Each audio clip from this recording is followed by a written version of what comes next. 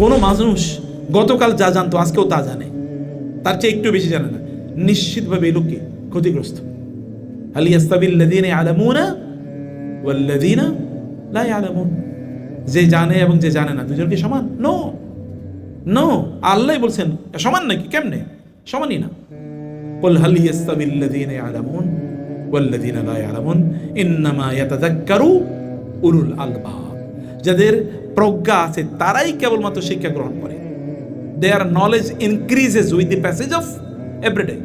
প্রতিদিন যায় তাদের জ্ঞান বাড়ে, প্রতিদিন যায় তাদের জ্ঞান বাড়ে। একজন মোমেন কোনোদিন মূর্খ থাকতে পারে না, এটা ইম্পসিবল। ঈমানের সাথে মূর্খতা কি? ঈমানের সাথে মূর্খতা শত্রুতার সম্পর্ক। মোমেন কোনোদিন মূর্খ থাকতে পারে না, এটা ইম্পসিবল। প্রশ্ন করা is the best way of obtaining knowledge. জ্ঞান অর্জনের শ্রেষ্ঠতম মাধ্যম হলো প্রশ্ন করা। কেবল প্রশ্ন তারাই করতে পারে যারা চিন্তা করে। যে চিন্তা করে না তার মনে কোনোদিন প্রশ্ন জাগে না, কারণ সে তো চিন্তাই করে না, প্রশ্ন আসবে কোত্থেকে? দেখবেন ক্লাসে সেই স্টুডেন্টরা সবচেয়ে বেশি প্রশ্ন করে যারা সবচেয়ে বেশি ব্রিলিয়েন্ট। আপনার বাচ্চাদের মধ্যে যারা খুবই ব্রিলিয়েন্ট ওরাই প্রশ্ন করে, আর বাকিরা প্রশ্ন করে না, চুপচাপ বসে থাকে। আপনি মনে করেন খুবই ভদ্র, আসলে ভদ্র না, ও আসলে কি অ্যাবনর্মাল। নাহলে এরকম বসে আছে কেন? তার তো এরকম থাকার কথা না। তার কোনো সামাজিক, তার কোনো ব্রেইন এর ম্যাচুরিটি লেন্ডিং কোনো প্রবলেম আছে, এ কারণে চুপচাপ বসে আছে। প্রশ্ন করতে হবে তাকে। আপনি জানেন ওই যে হাদিসে জিবরিল নামে একটা হাদিস আছে, শুনছেন নাকি নাম? হাদিসে জিবরিল বিখ্যাত হাদিস। রাসূলুল্লাহ সাল্লাল্লাহু আলাইহি ওয়াসাল্লাম সাহাবায়ে কেরামদেরকে নিয়ে বসে আছেন।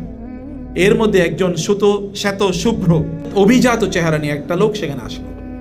জামা কাপড় এত সাদা, ধবধবে সাদা, স্ফটিকের চেয়েও স্বচ্ছ এবং মেঘের চেয়েও সাদা, এরকম একটা জামা নিয়ে আসে, কিন্তু কেউ তারে চেনে না। আপনি যাকে চেনেন না তার মানে তিনি আপনার আশপাশের কেউ না। এটা ঢাকা শহরের কথা আমি বলছি না, গ্রামে যেমন গ্রামের একজন বুড়ো লোক, এই তোমারই চিনি না, তুমি কে? তার মানে এই আশপাশে 3-4 গ্রামের লোক না সে, তাই না? আর সাহাবায়ে কেরামরা তখনকার আরবে কয়টা লোক থাকতো? নাহলে 5-7, 10,000, 20,000 লোক, সবাইকে চেনে, কিন্তু চেনে না। তার মানে অনেক দূর থেকে এসে লোকেরা। কিন্তু দূর থেকে, আরব দেশে দূর থেকে আসার কারণে কি হয়? আসতে হলে কি চেহারায় ধুলাবালি থাকবে, মাথার চুলগুলো এলোমেলো থাকবে, জামা কাপড়ে একটু সফরের ছাপ থাকবে, কিন্তু কিচ্ছু নাই, একেবারে ফ্রেশ মনে হচ্ছে যেন এখনই সে ড্রেসিং রুম থেকে বের হয়ে এসছে। কেউ তাকে চেনে না। এসে বসলেন, রাসূলের হাঁটুর সাথে হাঁটু গেড়ে তিনি বসলেন এবং বসে রাসূল ইসলামকে প্রশ্ন করছেন। এসে বললেন, আপনাকে আমি কয়টা প্রশ্ন করতে চাই, আপনি আমাকে প্রশ্ন উত্তর দেবেন। রাসূল বললেন, প্রশ্ন করেন। তিনি প্রশ্ন করলেন, ইসলাম কি, ঈমান কি, ঈমান কি? প্রশ্ন করলেন। রাসূল ইসলাম উত্তর দিলেন, বলে আপনি ঠিকই বলছেন। যে প্রশ্ন করে সে কি বলে নাকি ঠিকই বলছেন? যদি বলে ঠিকই বলছেন তার মানে যে সে উত্তর জানে। যে উত্তর জানে সে আবার প্রশ্ন করে কেন? বলছেন সদাক্তা, আপনি ঠিক বলছেন। সাহাবায়ে কেরামরা অবাক হয়ে গেছেন, প্রশ্ন করলেন আবার উত্তরও সার্টিফাই করতেছেন, না ইউ আর রাইট। তার মানে উনি জানেন, তাহলে প্রশ্ন করলেন কেন? ইসলাম কি, ইহসান কি প্রশ্ন করছেন, কিয়ামতের আলামত কি, এগুলো প্রশ্ন করার পর সবগুলো আবার তিনি বলছেন, হ্যাঁ আপনি যা বলছেন ঠিকই আছে, ঠিকই আছে, ও আপনার আনসার ইজ রাইট, এটা বলে তারপরে তিনি চলে গেছেন। রাসূল সাল্লাল্লাহু আলাইহি ওয়াসাল্লাম বলেন, তোমরা জানো কে এসেছিল? বলে, না ইয়া রাসূলুল্লাহ। তিনি বলেন, হাযা জিবরিলু জাআকুম লিউআল্লিমাকুম দীনাকুম। ইনি জিবরিল, তিনি এসেছেন তোমাদেরকে কি প্রশ্ন করবা, কিভাবে প্রশ্ন করবা এবং তোমাদের কোন প্রশ্নগুলো করা উচিত এটা তোমাদেরকে জানানোর জন্য। ইনি এসছেন আসলে শিক্ষক হিসেবে, কিন্তু আয়েশা করছে প্রশ্ন। অতএব questioning is also a part of teaching. প্রশ্ন করাও কি শিক্ষার একটা অংশ। কিন্তু আমরা এখন কি দুনিয়ার পণ্ডিত, আখিরাত সম্পর্কে মূর্খ। দুনিয়ার সব জানি, মহাপণ্ডিত। এক একজনের কথা শুনলে মনে হয় কি প্রত্যেকজন এক একজন আইনস্টাইন টাইপের, অথবা ইবনে বতুতা বা ইবনে খলদুন টাইপের বা ইবনে সিনা টাইপের, এক একজন ইমাম গাজালি, এক একজনের কি পাণ্ডিত্য, দুনিয়ার পণ্ডিত সব, কিন্তু আখিরাতের ব্যাপারে লা আদরি, আমি কিচ্ছু জানি না। এটা হলে চলবে না। তাহলে দিনী জ্ঞান অর্জন করা লাগবে। দিনী জ্ঞান অর্জনের ব্যাপারে কিছু প্রশ্ন আমরা এখন আপনাদেরকে, ঠিক ওই জায়গায় কিছু প্রশ্ন আমরা আপনাদেরকে দিই। আপনাদের জন্য এটা আমরা বই আকারে করতেছি। আশা করি প্রায় 1,500 থেকে 2,000 প্রশ্ন একত্রিত করে আপনাদেরকে এটা আমরা দেব, যেন হজ বা ওমরা সংক্রান্ত এমন কোনো জিনিস না থাকে যেটা আপনারা জানেন না, এমন যেন কোনো জিনিস না থাকে, আপনি যেন সব মোটামুটি জানেন। এইভাবে আমরা আপনাদেরকে জিনিসগুলো দিতে চাই ইনশাআল্লাহ। আচ্ছা,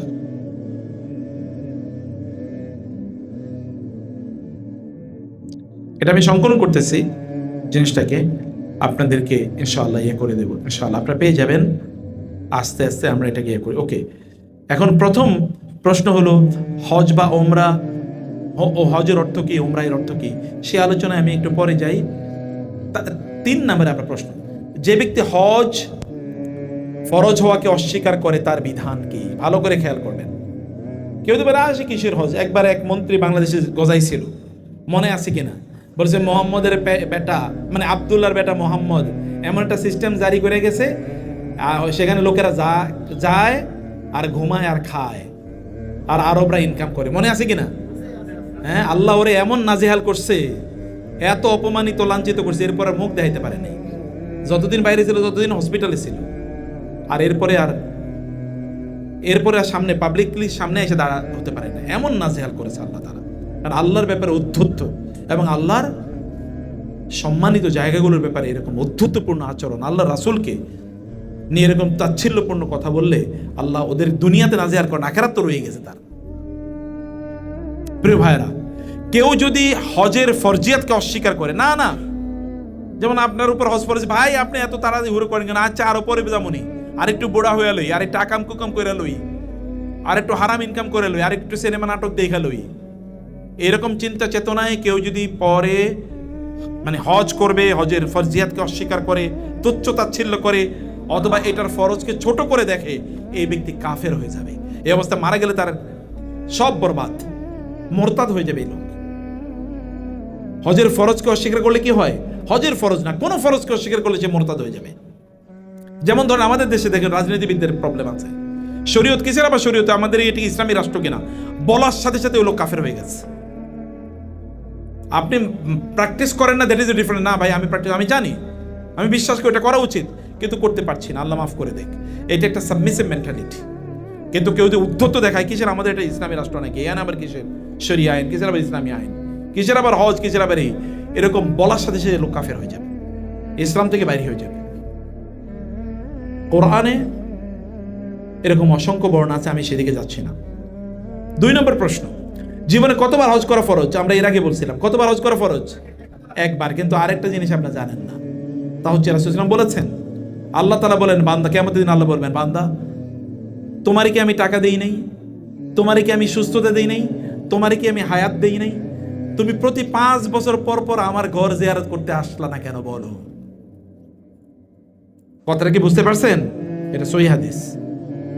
আল্লাহ তাআলা বলবেন, আমি কি তোমাকে সম্পদ দেই নাই, আমি কি তোমাকে সুস্থতা দেই নাই, আমি কি তোমাকে হায়াত দেই নাই, তাহলে তুমি প্রতি 5 বছর পর পর আমার ঘর জিয়ারত করতে আসলা না কেন? অতএব জীবনে একবার হজ করা ফরজ, কিন্তু প্রতি 5 বছর পর পর একবার আল্লাহর ঘর জিয়ারত করতে যাওয়া, এটা রিকমেন্ডেড, এটা হাইলি রিকমেন্ডেড। কারণ আপনি হজ বা ওমরা করতে যান কার সাথে, কার জন্য? এটা লাভ কার? আপনার নিজের জান্নাতে যাওয়া লাগবে না? তো জান্নাতে যাওয়ার কাজ তো আপনারই করা লাগবে, নাকি অন্য কেউ করবে? আপনার জান্নাতে যাওয়ার কাজ আপনাকেই করতে হবে, আপনার জান্নাত আপনাকে আর্ন করতে হবে। মান আমিলা সালিহান ফালিনাফসি ওয়া মান আসআ ফাআলাইহা। কিয়ামতের দিন আপনি নিজেই আফসোস করে বলবেন, আয় কেন এই কাজটা করলাম না। সেই দিন আপনার দুনিয়ার কোনো সম্পদ আপনার কাজে লাগবে না, চোখ বন্ধ করার পরেই তো কাজে লাগবে না।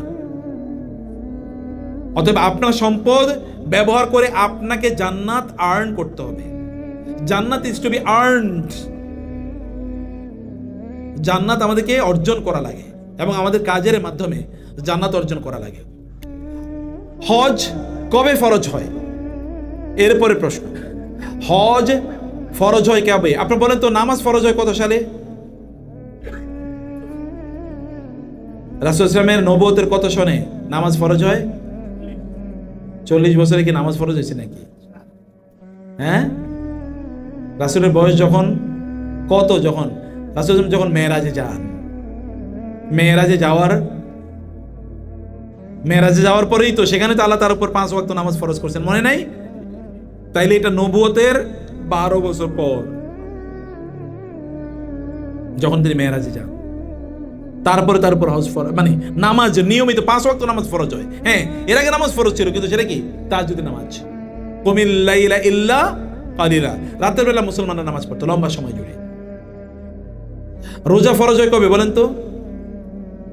মদিনায় হিজরত করে যাওয়ার 2 বছর পর, যে কে বলছেন 15, নবী রাসূল সাল্লাল্লাহু আলাইহি ওয়াসাল্লামের নবুয়তের 15 বছর পর। যাকাতও ফরজ হয় ওই সময়ে, আর হজ ফরজ হয় 9ম হিজরি সনে, অর্থাৎ রাসূল সাল্লাল্লাহু আলাইহি ওয়াসাল্লাম মক্কা থেকে মদিনায় হিজরত করে যাওয়ার 9 বছর পর হজ ফরজ হয়, মক্কা বিজয়ের পরের বছর, অর্থাৎ নবুয়তের 20 বছর পর হজ ফরজ হয়। যে বছর হজ ফরজ হয় সেই বছর রাসূল হজ করতে যেতে পারেন নাই। কারণ কি? কারণ এত পরিমাণ ফরেন ডেলিগেট, বিদেশিরা রাসূলের সাথে দেখা করতে এসেছে যে তাদের একেবারে লাইন লেগে থাকতো মদিনাতে রাসূলের সাথে দেখা করার জন্য। সুবহানাল্লাহ। এবং তিনি তাদেরকে সময় দেওয়ার জন্য, দাওয়াতি কাজ, তাদেরকে সময় দেওয়ার জন্য তিনি যেতে পারেন নাই। সেই বছর তিনি পাঠিয়েছিলেন কাকে?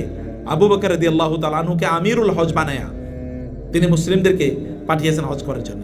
এর পরের বছর 10ম হিজরি সনে রাসূলুল্লাহ সাল্লাল্লাহু আলাইহি ওয়াসাল্লাম হজ করতে যান, এবং তখন তার সাথে কত লোক ছিল, কত সাহাবী ছিল?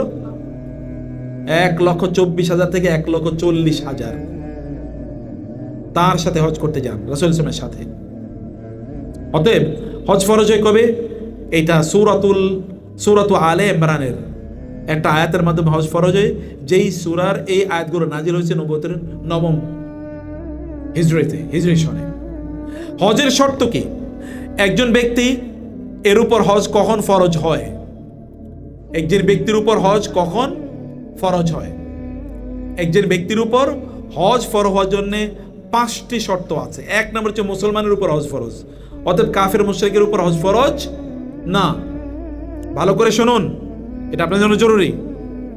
2 নম্বর হচ্ছে সুস্থ বিবেক বুদ্ধি সম্পন্ন ব্যক্তির উপর হজ ফরজ। 3 নম্বর হচ্ছে সুস্থ বিবেক বুদ্ধি সম্পন্ন। 3 নম্বর হচ্ছে প্রাপ্ত বয়স্ক। 4 নম্বর হচ্ছে স্বাধীন, এবং 5 নম্বর হচ্ছে সামর্থ্যবান ব্যক্তির উপর। অতএব মুসলিমের উপর হজ ফরজ। যে ব্যক্তি মুসলিম না তার উপর হজ ফরজ না। এবার শোনেন, যে ইচ্ছাকৃতভাবে নামাজ ত্যাগ করে সে কি মুসলমান? কথা বুঝেন নাই আপনারা? ইচ্ছা করে কেউ নামাজ ত্যাগ করে সে কি মুসলমান? তাহলে যে নামাজ পড়ে না হজে যায় কেন? ও তো মুসলমানই না, ওরে হজ দিয়ে কাম কি? এখন আপনারা ভালো করে চিন্তা করে দেখেন যে হজে যারা যাইতেছি আমরা, নামাজ ঠিক আছে কিনা? নামাজ ঠিক না থাকলে হজে যাওয়া লাভ নাই। নামাজ প্রতিদিন কয়টা ফরজ? 5 ওয়াক্ত, 17 রাকাত। প্রত্যেক রাকাতে ফরজ আছে কয়টা? অতএব নামাজ যদি ডেইলি 5টা ওয়াক্ত ফরজ হয়, আর জীবন হজ ফরজ কয়টা? একটা। হজের চেয়ে কি কম গুরুত্বপূর্ণ ইবাদত নামাজ? হজের চেয়ে কত হাজার কোটি গুণ গুরুত্বপূর্ণ ইবাদত হলো নামাজ। প্রতিদিন 5 বার পড়ন লাগে, আদারওয়াইজ মুসলমানই থাকে না। অতএব হজে যাওয়ার আগে নামাজ ঠিক করেন। নামাজ ঠিক না করে হজে যাওয়া লাভ নাই। বহুত লোক আছে হজে যেও নামাজ পড়ে না। এই লোক কেন গিয়েছে? সে টাকাগুলো নষ্ট করেছে, তার এই হজে তার কোনো কামে নাই, কোনো কাজে লাগবে না। অতএব নামাজ ঠিক করুন। আসসালাতু ওয়াসসালাতু ওমা মালাকাত আইমানুকুম। প্রত্যেক ব্যক্তির উপর নামাজ ফরজ। রোগাগ্রস্ত ব্যক্তির উপর নামাজ ফরজ কিনা? ফরজ। বিছানায় শুয়ে আছে, উঠতে পারতেছে না, তার উপর নামাজ ফরজ কিনা? ফরজ। শুয়ে শুয়ে নামাজ পড়বে, আকার ইঙ্গিতে নামাজ পড়বে। পানি নাই, গোসল করার, ওযু করার, নামাজ ফরজ কিনা? অপবিত্র আছে কিন্তু গোসল করার মতো পানি নাই, নামাজ ফরজ কিনা? ফরজ। তায়াম্মুম করে নামাজ পড়বে নাকি? অতএব ইবাদতকে কোনোদিন এই কথা বলতে নাই যে পরে আদায় করব। পরে আদায় করলে হয়ে যাবে, কিন্তু আপনি পরে বাইসে থাকবেন, এটা কে গ্যারান্টি দিল? কোন একজন ব্যক্তি, ওমর রাদিয়াল্লাহু তাআলা বলেছেন, দুর্বলতা আছে বর্ণনার মধ্যে, কেউ তার উপর হজ ফরজ হয়েছে কিন্তু হজ করে নাই, এই ব্যক্তি ইহুদি বা খ্রিস্টান হয়ে মারা যাক, তাতে কিছু যায় আসে না, ইসলামের কিছু যায় আসে না। ইহুদি হয়ে মারা যেতে পারে, খ্রিস্টান হয়ে মারা যেতে পারে, কারণ আল্লাহর হক আল্লাহকে প্রাধান্য দিলেন না, আপনি দুনিয়ারে প্রায়োরিটি দিলেন, তা তো হবে না। অনেকেই সামর্থ্য নাই, তারপরেও কি লোন করে হজ করতে যায়, এটা করবেন না। অনেকে টাকা পয়সা আছে, বাপ দাদার বা মা হজ করে নাই, বাপে হজ করে নাই, আপনার মার উপর হজ ফরজ ছিল কিনা তা জানতে হবে, আপনার বাবার উপর হজ ফরজ ছিল কিনা তা জানতে হবে। না বাবা এখন আমার অনেক টাকা, বাবা মা ছোটবেলায় আমার মারা গেছে, তখন তাদের টাকা পয়সা ছিল না, তারপরে ইমোশনালি তার পক্ষ থেকে হজ করতে যায়, কোনো প্রয়োজন নাই। ওই টাকাটা আপনি দিনই ভালো কাজে লাগান, অথবা আপনি বারবার যান, গিয়ে তারপরে তাদের জন্য দোয়া করুন। বুঝতে পারেন নাই? বদলি হজ কার পক্ষ থেকে করবে? যার উপর হজ ফরজ ছিল তার পক্ষ থেকে। তো আপনারা এটা দেখতে হবে যে হজ যদি তাদের উপর ফরজ হয়ে থাকে, তাইলেই কেবলমাত্র তাদের পক্ষ থেকে বদলি হজ করবেন, আদারওয়াইজ ইমোশনাল কাম করে লাভ নাই। মায়ের জন্য মায়ের পক্ষ থেকে একটা মসজিদ বানিয়ে দেন না, এলাকায় একটা মাদ্রাসা বানিয়ে দেন না, 10 জন তালেবুল আলেম যারা দিনী জ্ঞান অর্জন করে, এরকম 10টা স্টুডেন্টের স্পন্সর করেন, ভালো একটা আলেম হোক। একটা দেশের জন্য, একটা এলাকার জন্য একজন আলেমের প্রয়োজন যতটুকু অক্সিজেনের প্রয়োজন। অক্সিজেন না হলে যেরকম মানুষ মারা যাবে, আলেম না থাকলে মানুষ গরু ছাগল হয়ে যাবে। অতঃপর আলেম বানাতে হবে, আলেম লাগবে, তাই না? এই কারণে আল্লাহ তাআলা নবী রাসূল পাঠিয়েছেন। কারণ কি? নবী রাসূল না পাঠাইলে মানুষ সব মূর্তি পূজক হয়ে যেত। তাদেরই উত্তরসূরি হচ্ছে আলেমরা, যারা আমাদেরকে প্রতি মুহূর্তে বলেন কোনটা কল্যাণকর কোনটা অকল্যাণকর। এটা করেন, এমন কিছু ভালো কাজ করেন, কিছু দিনই বই পাবলিশ করে মানুষের ইয়ে করেন, দিনে হালাকার আয়োজন করেন, মানে এরকম দিনে অনেক কাজ আছে প্রিয় ভাইরা। সে কারণে বলছে যে হজ যদি ফরজ হয় তাহলে এটা অবিলম্বে আদায় করবেন। মুসা আলাইহিস সালামকে আল্লাহ তাআলা বললেন, মুসা তুমি এত তাড়াহুড়া করে আসছে কেন? মুসা আলাইহিস সালামকে আল্লাহ তাআলা ডাকলেন তুর পাহাড়ে আল্লাহর সাথে সাক্ষাৎ করার জন্য, তুরে সাইনা। মুসা আলাইহিস সালাম সবার আগে ওখানে উপস্থিত। মুসা ওয়ামা আজালাকা আর রাব্বিকা ইয়া মুসা, মুসা আন কওমিকা ইয়া মুসা, মুসা তুমি এত তাড়াতাড়ি, তোমার জাতি কই? তুমি তো তাদেরকে নিয়ে আসার কথা, তারা কই? তুমি সবার আগে চলে আসলে কেন? তিনি বলেন ওয়াজিলতু ইলাইকা রাব্বি লিতারদা, আল্লাহ আপনি ডেকেছেন, আমি আস্তে আস্তে আসতে পারি, ওরাও আসতেছে, কিন্তু ওরা একটু আস্তে আস্তে আসতেছে, আমি এত আস্তে আসতে পারি না। আপনি ডাকছেন, এখন আমি দৌড়ে আপনার ডাকে সাড়া দেওয়ার জন্য চলে এসেছি। অ্যাপ্রোচ কাকে বলে দেখেন? আপনি ডাকছেন, আমি দৌড়াইছি। এই কারণে একজন বৃদ্ধা, তার ঘটনা আমি জানি, নামাজের আজান দেওয়ার আগে উনি নামাজের জন্য প্রস্তুত হয়ে যান। তো তাকে প্রশ্ন করা হলো, নামাজের এখনো আজান দেয় না, আপনি এখনই প্রস্তুতি নিতেছেন, ঘটনা কি? তিনি বলেন, আজান দিলে এরপরে নামাজের জন্য প্রস্তুতি নিতে আমার লজ্জা লাগে, আল্লাহ ডাকার পরে যাইতে আমার লজ্জা লাগে, ডাকার আগে আমি যেতে চাই, কারণ তিনি আমার বাসায় রাখছেন, আমি তিনি ডাকলে চাই, এটা কেমন লজ্জা লাগে আমার কাছে, এই কারণে আমি আগেই যাই। ইবনে সিরিন রাহিমাহুল্লাহ বলেছেন, 40 বছর মসজিদে আজান হয়েছে আর আমি মসজিদে নাই, এটা ঘটে নাই। 40 বছর পর্যন্ত আজান মসজিদে, আমিও মসজিদে। বুঝতে পারছেন একজন মানুষের এলিট অবস্থা? মসজিদে আমি যাওয়ার আগে মসজিদে আজান হয়েছে, এটা হয় নাই। মসজিদে আমি আজানের আগে আমি গিয়ে মসজিদে উপস্থিত হয়েছি। আল্লাহ ডেকেছেন তারপরে গিয়েছি এরকম না, আল্লাহ ডাকার আগে গেছি, কারণ আমি তো তাকে ডাকার আগে তিনি আমাকে জীবন দিয়েছেন, খাবার দিয়েছেন, অক্সিজেন দিয়েছেন, সৃষ্টি করেছেন। আমি ডাকার আগে তিনি সব দেন, তাহলে তিনি ডাকলে আমি কেন যাব? তিনি ডাকার আগে আমি যাব, তাই না? লাস্ট কথা আমি বলে শেষ করে দিই, পথের নিরাপত্তা মানে কি? এটা আমরা আগে বলেছি, পথের নিরাপত্তা কিন্তু একটা সামর্থ্য। এবং এই কারণে যে হাদিসের কথা বললাম, যে কোনো মানুষ, যেমন ধরেন আপনি অসুস্থ হয়ে পড়েছেন, অথবা রাস্তাও নিরাপদ, এই যে যেমন যুদ্ধ বিগ্রহ লেগে যাবো, এরপর আপনি যেতে পারবেন না, কয়েকদিন পরে আবার লকডাউন আসবে, তখন কি করবেন? আবার লকডাউন আসবে কয়েকদিন পরে, আবার আরেকটা ভাইরাস বানাইতেছে ওরা, কারণ ভাইরাস বানানো মানে কি? ওদের ভ্যাকসিন তখন আপনি কিনবেন। এই যে কতগুলো ভ্যাকসিন দিচ্ছি না আমরা, যত লোক ওই ভ্যাকসিন দিচ্ছে, ওই যে ইয়ার ভ্যাকসিন, করোনার, সবগুলো লোক অসুস্থ। যত লোক ভ্যাকসিন দিচ্ছে, আমি 2টা দিছি, 3 নম্বরটা আমি দেই না, যেটার নাম কি যেন ছিল, এটা কি বলতো জানো? বুস্টারটা দেই না, আল্লাহ বাঁচাইছে। ওই 2টা দিছি, আমি প্রতি বছর অসুস্থ। এর আগে ভালো ছিল, মেমোরি দুর্বল হয়ে যায়, শরীর দুর্বল হয়ে যায়, কিডনি ফাংশন করে না, অ্যালার্জি ডেভেলপ করে, আরো বহুত কিছু। আর এর মধ্যে ওই ধনীরা, ওরা কিন্তু সব টাকা পয়সা কামিয়ে নিয়ে গেছে এগুলো ভ্যাকসিন বিক্রি করার নাম দিয়ে। আবার নতুন করে ওরা বানাইতেছে, আবার ওগুলো বেচবে।